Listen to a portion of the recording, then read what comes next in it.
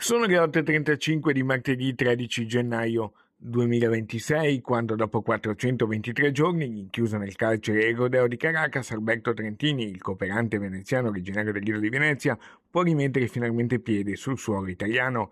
L'abbraccio intenso e la carezza con mamma Armanda, che ha sempre lottato per lui, un passo più indietro ad aspettarlo per accoglierlo la Presidente del Consiglio dei Ministri Giorgia Meloni e il Ministro degli Esteri Antonio Tajani. Il cooperante veneziano ha più volte ringraziato la Premier e l'Italia. Grazie, bene. Sì. Ho abbracciato mamma. Sì, È stato tanto pensiero, lo sai, vero? Sì, lo so.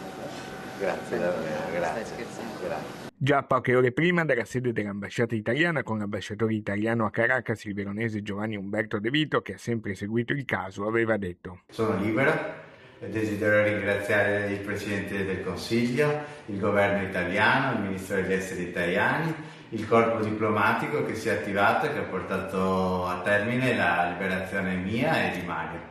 Sono in partenza per l'Italia molto presto, non vedo l'ora di riabbracciare la mia famiglia.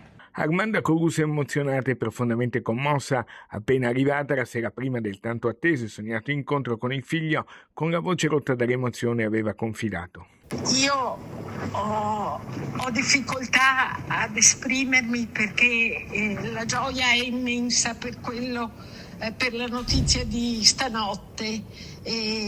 Potete immaginare.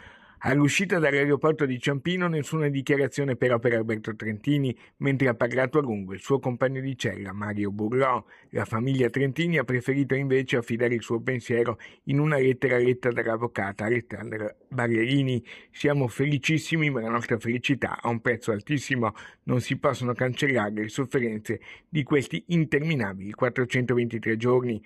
Ora vi chiediamo di rispettare il nostro desiderio di stare un po' raccolti, lontani dal clamore di queste giornate, per affrontare con tranquillità ed entusiasmo il futuro di libertà che ci attende. Quindi la partenza di Alberto Armanda in auto verso una località tenuta riservata, che potrebbe anche non essere subito casa e quindi il Lido di Venezia, ma in altra residenza, per riannodare i fili di una vita sospesa. Forse il luogo scelto potrebbe essere anche il Trevigiano. Da parenti alla finestra di casa Trentini si è affacciato nel pomeriggio papà Ezio. Comunque il Lido lo aspetta per suonare ancora le campane.